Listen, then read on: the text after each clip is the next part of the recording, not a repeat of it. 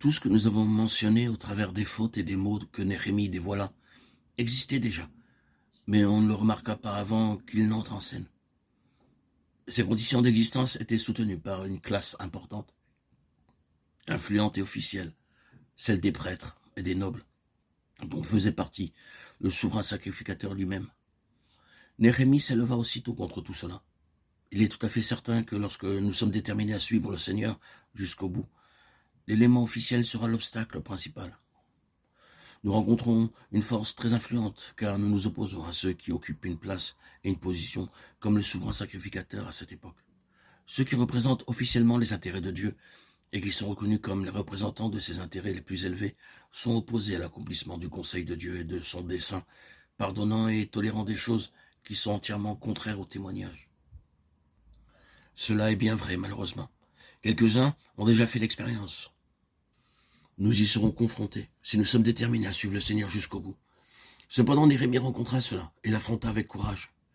Et je querellai les nobles de Juda, dit-il. Il ne s'abaissa point devant la classe influente, et ne se soumit pas aux autorités officielles. Mais il fit même des réprimandes aux grands. Il savait qu'il était un homme ayant reçu un mandat divin. Cela lui donnait parmi les hommes une dignité spirituelle, et non pas naturelle. Il se tenait sur le fondement donné par Dieu pour accomplir le service que Dieu lui avait divinement confié. Il avait l'assurance que Dieu était avec lui. Nous verrons aussi qu'il y avait à l'arrière-plan d'autres facteurs qui firent de lui l'homme qu'il était, mais c'était là son attitude.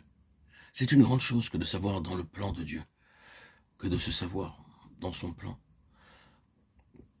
Nous avons une grande confiance lorsque nous sommes introduits dans une activité divine, lorsque ce n'est pas nous qui avons commencé les choses dans lesquelles nous sommes engagés, mais qu'elle est venue du ciel et que nous y sommes entrés spirituellement. Cette chose procède uniquement de Dieu. Cela nous donne une position d'ascendance morale et spirituelle et nous accorde une dignité supérieure à celle de ces hommes, dont la dignité est simplement officielle et non pas spirituelle. Nous avons perçu les applications qui nous concernent au fur et à mesure que nous avancions dans ces choses. Il nous faut maintenant revenir en arrière pour examiner cet instrument de restauration, et plus spécialement la méthode de rétablissement. Je crois que le Seigneur nous donnera de comprendre que nous sommes dans le temps de la fin lié à la venue du Seigneur. L'activité dans ce temps consiste en un témoignage dont le caractère est distinctif, c'est-à-dire manifesté en vie et en puissance de résurrection.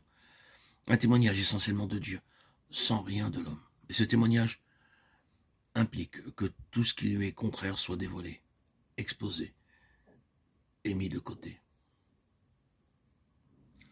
Lorsque le Seigneur fait une chose nouvelle, cherchant à établir son témoignage, cela procède entièrement de lui et du ciel. C'est la démonstration que dans cette chose, l'homme charnel, l'homme naturel, n'a pas de place.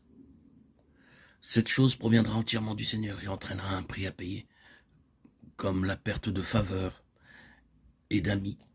Cela occasionnera un manque de compréhension, de faux rapports, conduira à des critiques, de la condamnation. Il faudra même accepter d'être jugé comme étant trop radical, singulier, différent de tout le monde. Sommes-nous prêts à payer ce prix? Qu'est-ce que cela représente pour nous? Allons-nous prendre résolument notre place avec Dieu, ou bien resterons-nous dans la périphérie? Néhémie pressait, exhortait, suppliait, encourageait, s'avançait pour inviter à entrer. Dieu soit loué. Il eut une réponse suffisante pour couvrir les besoins.